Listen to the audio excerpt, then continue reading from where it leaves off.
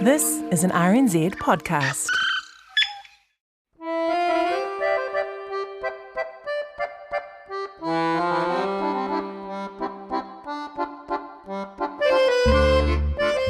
Bonjour, mes amis, je m'appelle Ben Strang. I'm the host of RNZ's Paris Essentials podcast.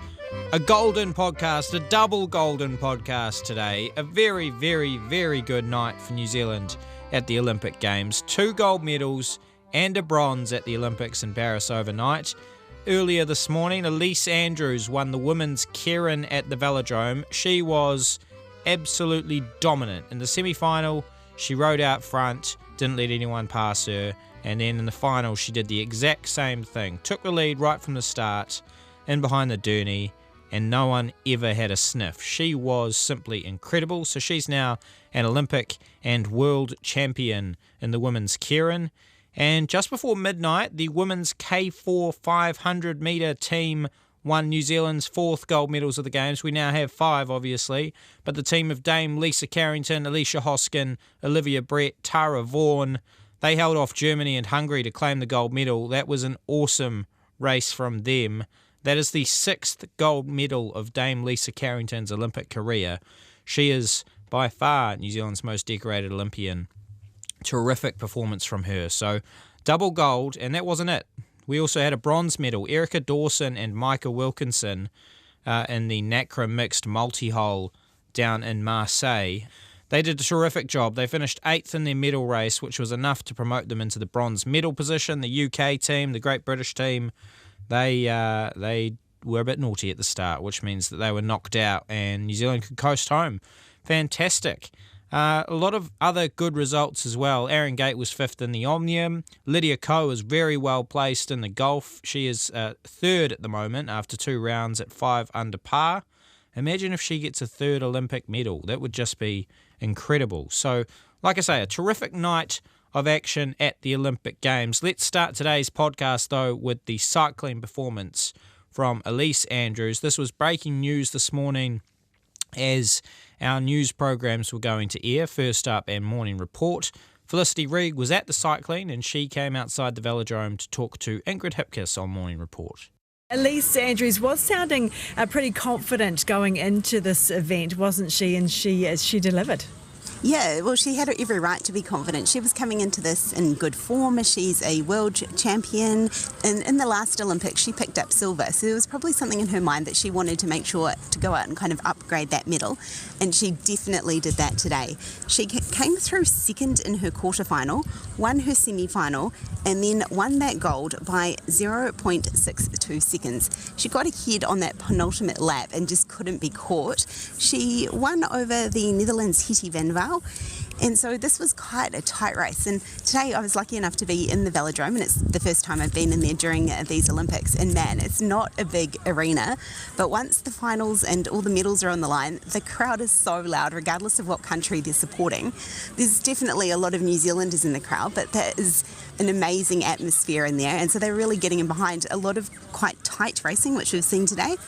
And I mean, for Ellisse's perspective on this, she's a 23-year-old who's really starting to dominate this discipline and really take it over and kind of show that maybe this is something that New Zealand will be looked at, because also who made it through to the semi-finals was Ellisse's teammate Rebecca Petch. So she, I guess maybe unfortunately for her, ended up in the same semi-final as Ellesse, but Rebecca only managed to come through 12th, so she didn't get into that gold medal race. She was racing for the minor placings, but I think as somebody who was at the last Olympics in the BMX, she's probably pretty happy with that result. Yeah, exactly. That is an incredible story aside as well, isn't it?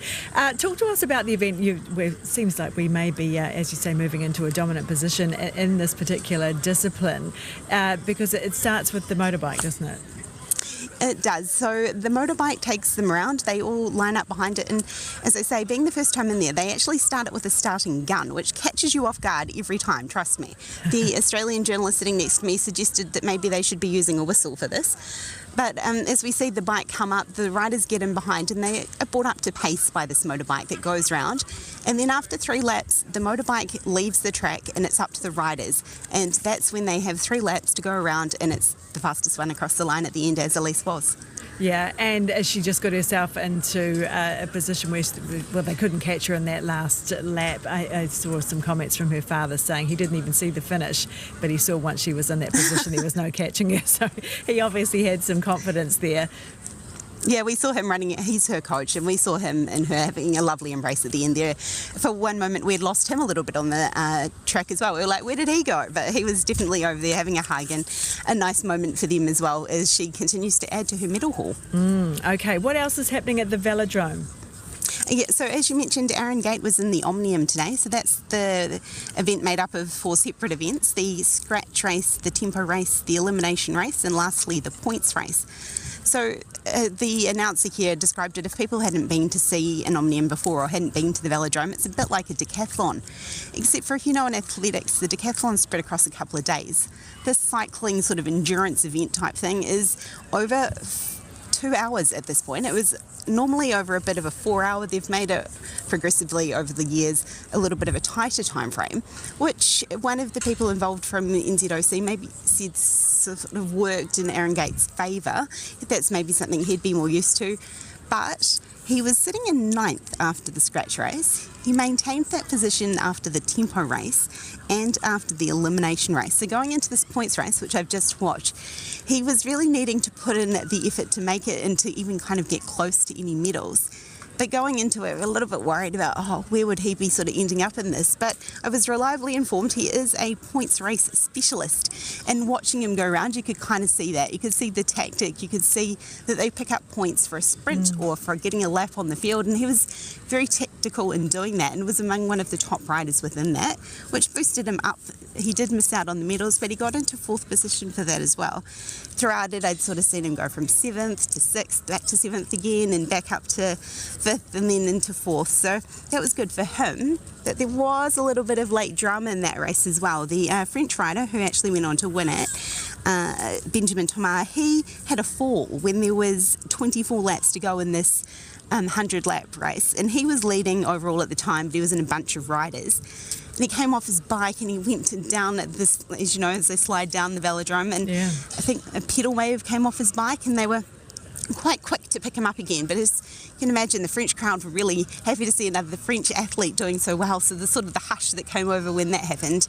And then when he managed to get back on the bike and rejoin the race, everybody, the volume in this very small arena goes up again and getting him behind it. And I think, again, another tight sort of situation where the crowd is really enjoying this type of cycling. And that was Felicity Reid there talking to Ingrid Hipkiss about the cycling. So a fantastic performance from Ellesse Andrews. Hopefully she can go again at the weekend. She's got the individual sprint coming up from tonight, and it takes a couple of days to get done, but she'd have to be another good chance at more medals there.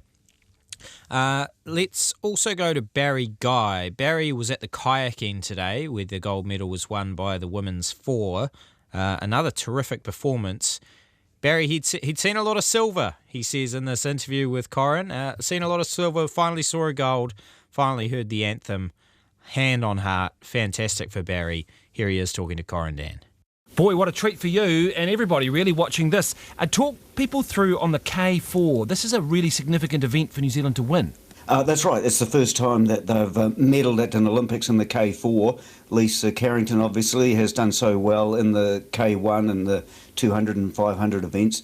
They're mostly 500 now. And she has really brought through these young paddlers in the last 2.5 years. The crew, not this crew, but the K4 finished 4th in Tokyo.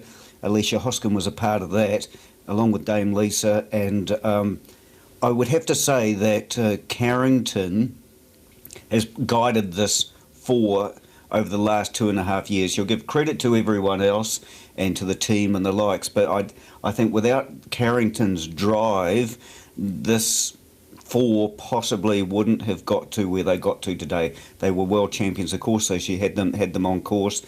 And to have Carrington sitting at the front of the boat is obviously just what you need, the inspiration to do what is required. And they did it tough today because Germany was leading halfway through the race, and 0.7 of a second separated the top 3, New Zealand, Germany and Hungary. So they only just got there. I was watching, they going bow to bow, and it was sort of nodding backwards and forwards, and they just came through. It seemed to be a lot of relief as well as excitement for the New Zealanders, because there was a bit of expectation on them to do this. And it was just fantastic, and I got to hear the national anthem. Yeah, that's great. And listen, this was the first medal in the K4 I see for New Zealand since 1984 across any gender, because it was Ferguson, McDonald, Thompson, some big names from way back then. So yes. quite interesting that we've been able to get back here, because I didn't realise that the K4 was considered one of the more prestigious kayak events. Well, yes, it's probably, it was back in the 80s as those chaps that you mentioned did so well.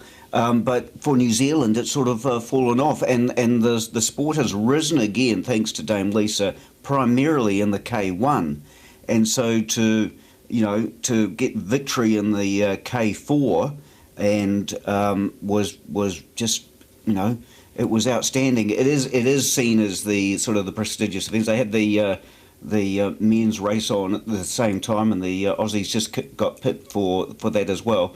But superb, absolutely superb. And it was one of those sports where I was expecting them to do very well. Halfway through, I was thinking silver, and silver's great, don't get me wrong. I've seen a lot of silvers in the last few days, and I was hoping to see a gold, and I did. And as I say, silver's fantastic, but to see gold, hear the national anthem is just outstanding. And as you mentioned, Carrington and Alicia Hoskin have the K2 tomorrow. Should do very well there. And then we've got Carrington and Amy Fisher, both from New Zealand, in the K1 over the weekend. And imagine seeing two New Zealanders battling out for a gold medal at the Olympics. That's just going to be fantastic. And that was Barry Guy talking to Corin Dan about the kayaking gold medal. Fantastic performance from them. And like I say, a 6th gold medal for Dame Lisa Carrington to add to 1 bronze. And she could add 2 more medals during this Olympic Games. She's got the K2 coming up. That is tonight. So a semi-final and hopefully a final. Who knows how good that could end up. And then she has the K1 tomorrow against Amy Fisher, which will be the showdown of all showdowns. Very exciting. We'll have more on that soon. But here is Nathan Rarere. He's done a fantastic job for RNZ covering the Olympics over there, presenting first up and then coming into Morning Report for many sports reports out of New Zealand House. He's now jetting home, but here he is talking to Ingrid. We've had plenty of feedback through the games about our coverage, and this is a nice one. Jeanette says the gold medal for broadcasting goes to Nathan Rarere. What a champion. Speaking of whom, Nathan is with us now. Yeah. Kia ora, good morning, Nathan. How nice is that? Nice. People have been really lovely, actually, and it was great that you had Barry and Felicity on before, and Dana as well, because really they have just gone non-stop since we've been here. Like, we're all staying in the same hotel, so we're all using, as Mitch Hedberg said, the same in-house shampoo, so we have equal shine and bounce to our hair. But we all meet downstairs in the morning for bacon and wet egg and coffee. I miss New Zealand coffee so much. Coffee here overrated. And then it's boom, they're off, and they are just going for it all the time. And I know that for First Up, my crew back at home are just working, they've shifted their entire lives around to be able to help to get this going, because of course we're in this weird time zone. So it's like, you know what I mean? It's I'm very pleased that people have enjoyed what we've brought back. We're all going to sleep really well at the end of this, but it's kind of like the duck, on the water, the little legs they're splashing away there underneath. Yes, and working to try and do it, all hours of the day and night. I heard you speaking with Lisa as well, obviously on a checkpoint, so covering the day. Now, you are at New Zealand House, of course. It's been your second home. What's happening there today? Well, what they're actually doing is, so we're in the Marriott, right? Where I am is actually in the Marriott restaurant, and so the crew, they're kicking me out soon because they're preparing for a big day tomorrow, so they won't be able to get Lisa Carrington here through. But of course, this has been the place where medalists have come back, to have a pōwhiri and a welcome, and Derek Lardeli, he has been, leading a kapahaka group. The songs have been beautiful, and it's really cool when you get people here from other countries, and they're like, oh, what is that? Obviously because today was so unique, and also the harmonies and songs they haven't heard before, but they quite like them. There's the amount of camera phones that come out when a haka breaks out, and the Olympic haka is fantastic. And what's really cool is you actually get all the other Olympians that are in here just attending.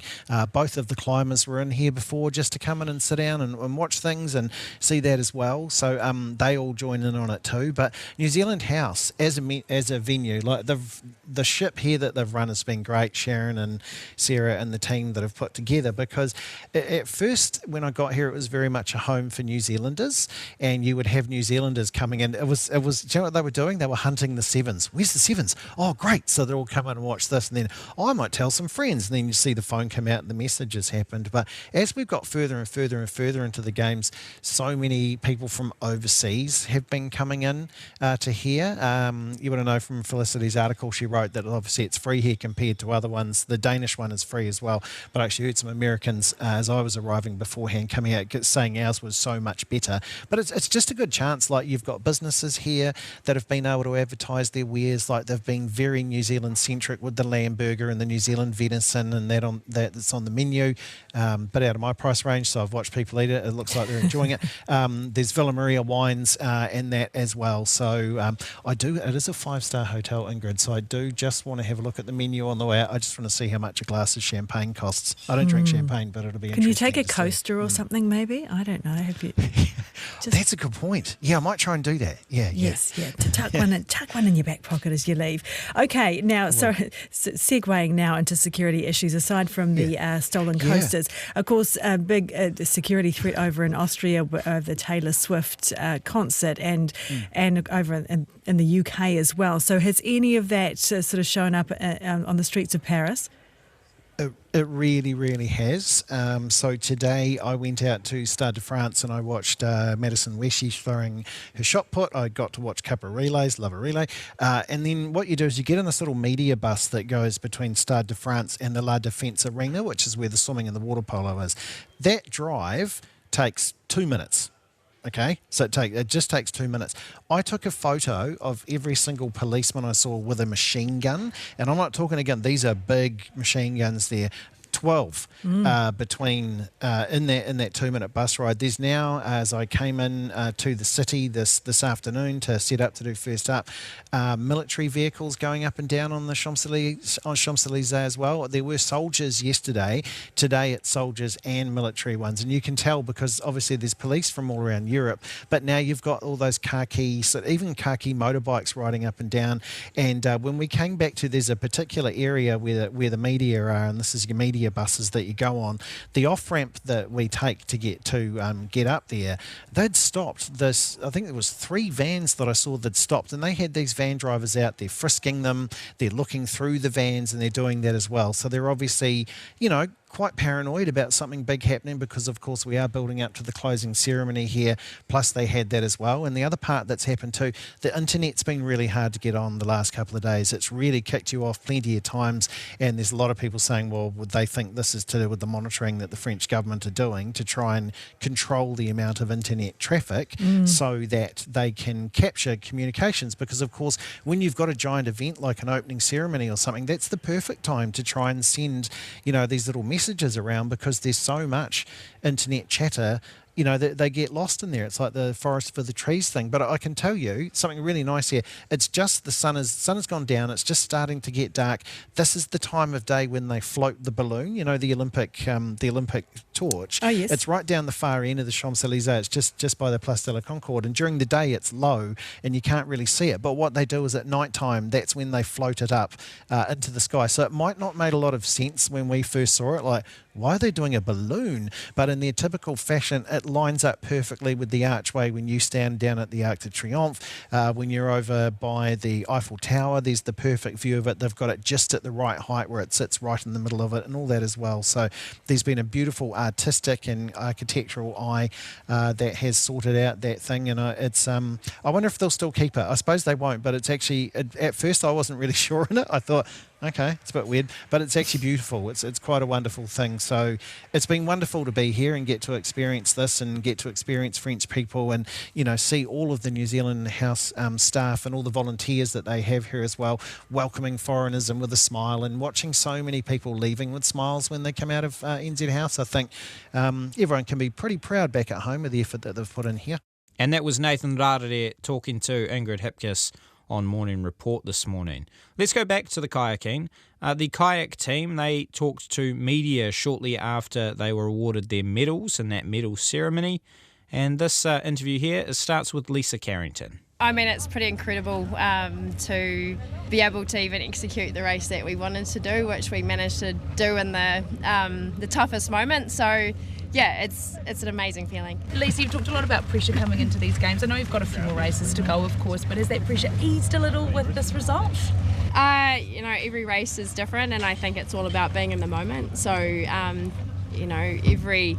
every time we're out there, we've just got to give it our all. So, yeah, it was exciting to be out there. Alicia, what was that dig deep moment out there? Yeah, we get asked that a bit. I mean, our bodies are hurting and we're putting it all on the line. So I'm just grateful that we have the trust in our team and we have the teamwork and the heart there, because if there's anyone that we're going to do it for, it's for each other, for New Zealand. So being really connected to our why is what gets us through the line when it's really hurting. And were you aware of that German team edging a little bit there? Yeah, definitely. But I mean, that's when we've got to trust our strategy. That's when we've got to trust our fitness in the back end, trust each other, our technique that we've trained. So yeah, we prepared for that moment, but it is really cool to have pulled it off with the girls. And who's in charge of the hairstyle? Is this the women? That's Olivia and I. Looks pretty good. Yeah, it's actually really nice. Like the day before or the morning of, we're just sitting together doing our hair together, and it's like a nice way to start the day. But yeah, looks Lisa, good. I saw you at the start of the race, and then at the end of the race whack the front of the boat, which I think had a little bit of a Māori symbol of some description on it. Can you tell me a little bit about the meaning behind that? Yeah. So we have the four-plat, which is on our boat, and it's I guess we call it the tauirahere. It's the weaving of four strands. So as you can tell, there's four of us. The tighter you weave, the stronger the boat is. The stronger you weave, the tighter the rope is. So I mean, for us, it's the harder we work together, and we're all from different places, different families, and so for us it's really important. And we were lucky enough to get our boat blessed and named before we got here. So our boat's Pura Pura Whetū, which is the stardust, and it represents all the nations. So I think it's really special to be able to bring our culture to Paris and really bring us through on the line. So we're really, I guess we're just stoked to have such depth to our campaign. And there you go, that was the New Zealand K4 500 metre team talking to media after their gold medal win. And the kayaking, it doesn't finish here. As I've mentioned already, Lisa Carrington is trying to add to her formidable Olympic medal tally. 6 gold medals and a bronze already in her career, and she has 2 more chances coming up. Tonight is the K2 500 metres, and they're a very good medal chance. Let's see how they go. I think they were one of the top qualifiers for the semi-finals. They won their heat, and that is happening tonight. And then tomorrow, the K1 500 metres, her and Amy Fisher set for a gold medal showdown. They are the 2 favourites. They should go gold and silver. There is one other who is pretty handy, but this is one of the most anticipated clashes for New Zealand and Olympic Games in a very, very long time. In fact, you have to go back to 2004. Hamish Carter and Bevan Doherty went 1-2 in the men's triathlon. And so on Morning Report, they thought, hey, let's get up Hamish Carter and talk about that 20 years ago. Well, so 20 years ago, it feels like just a couple of years ago to me. How does it feel for you? Oh, it definitely feels like 20 years ago. Oh, it does. I watch the Olympics now, and I'm kind of struck by the level of performance and just how hard it is. Like, we're winning these medals, but, you just watch all the events unfold you know, everyone in the world is there as best they can be to perform. And you know, across the number of sports and the number of athletes who have done so well, even those who haven't won medals, it's just remarkable what an amazing team we have. Oh, well, that's amazing hearing that from you, because you were part of that team, and so you've done it, unlike us immortals who are, you know, sitting on the couch at home, also admiring but thinking that could never happen, and you've been there in the thick of it. And won gold. I know. It's, you know, the odd thing is the Olympics does create this sense of these immortal people, but the reality is they're just like anyone else. They've just focused on something and worked really hard, and they've been able to execute their plan.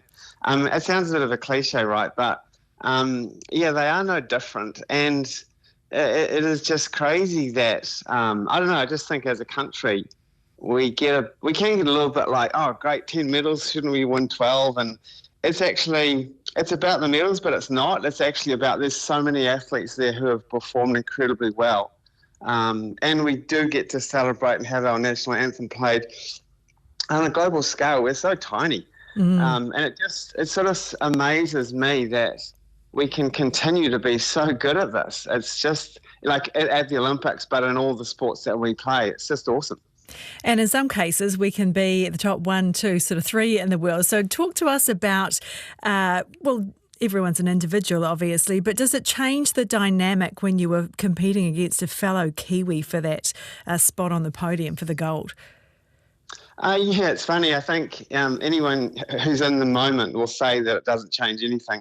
But I think in hindsight, it definitely does change stuff, because weirdly, if you get into a position where you've beaten the rest of the world and you've actually got another New Zealander there with you, it's kind of annoying, because you kind of think, and I think what it does is it actually lifts you to a whole nother level, because I think them coming from your country, it's almost personal, not in a bad way, but in a way that, you know them so well. And I think when you've got, in a sport where you've got 2 or 3 of the best athletes in the world, the New Zealanders scrapping against each other, I think you have to lift to a whole new level. And I don't think I would have been as successful without Bevan, because I just didn't want him to beat me. And I think, similar for him, we had an incredible rivalry, but also huge respect. And I think, I don't know for Lisa and Amy, but potentially, them competing against each other will lift them beyond the rest of the world, because they'll be so competitive against each other, which is such a cool thing. So you got the competition on the day, but also that preparation when you were training against, in the same environment as someone else who is, one of the best in the world as well. It must give you an advantage in that lead up. Yeah, well, it only gives you an advantage if you can control it, because you can't get emotional or, it's not like a Chariots fire moment. It's relatively clinical, but you can very easily become distracted and stressing about getting beaten by another New Zealander. I think you've got to find this delicate mix between it's sort of inspiring you and making you a little bit angry and willing to be in a total dogfight, but in the same time you've got to be able to execute really, really effectively, and so that takes a lot of practice. And you can't get carried away. You've really, you watch these athletes when they're about to, performing under pressure, or even when you watch the women's K4 win, they were really delivering what they'd practiced, and it was I think it was quite clinical, because they had practiced that over and over and over again, and they didn't get distracted by the Germans who had come up on them. So it'll be the same thing for, what Lisa and Amy have to do when they race each other on Saturday. And that was Hamish Carter talking to Ingrid Hipkiss about that famous 1-2 in the triathlon back at Athens 2004.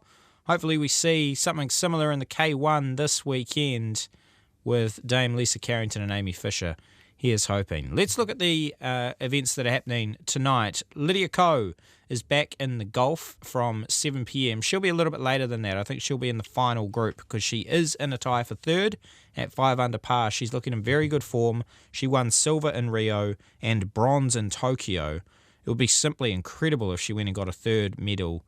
She really wants that gold. Here's hoping. In the canoe sprint, as mentioned, the women's K2 500 metres, Lisa Carrington with Alicia Hoskin. Their semi-final is at 8:50 p.m. tonight, and the final, should they make it, is at 10 past 11. That is a huge medal chance. So that will be very well worth watching tonight. The men's K2 500 metres with Curtis Imrie and Hamish Legarth. Their semi-final is at 9:10 p.m. They might make the final. If they do, that is at 11:30 p.m. In the track cycling, the women's sprint gets underway. Ellesse Andrews and Sian Fulton are competing. Qualifying is from midnight, and they go through to, I think, the quarterfinals today, and then it all continues. No, the quarterfinals would be on Sunday morning, so it takes a couple of days, but that starts from midnight. And the women's Madison final, Bryony Borter and Emily Sherman, that's at 4:09 a.m. If you haven't seen the Madison, you want to see the Madison. It is a bizarre format, but basically it's like a tag team, and they slingshot each other into the race at various times. Very, very fun to watch. I highly recommend it. The artistic swimming, women's duet, technical routine, Nina Brown and Eva Morris from 5:30 a.m. And at the athletics, the shot put women's final, Maddie Weshi, looking quite strong there. She is at 5:40 a.m. So there you go. Make sure you set your alarms and watch what you're keen to watch. I highly recommend that Madison final at 4:09 a.m. You wouldn't have seen things much wetter than that on a cycling track, I can tell you that much. And very well worth staying up to watch the kayak sprinting. Lisa Carrington could have a 7th gold medal by the time we wake up tomorrow morning. How good would that be? That is us for another day. Of course, we're dropping Paris Essentials every day at 11 a.m. during the Paris Olympics. You can get Paris Essentials wherever you get your podcasts. So until tomorrow, à demain, au revoir.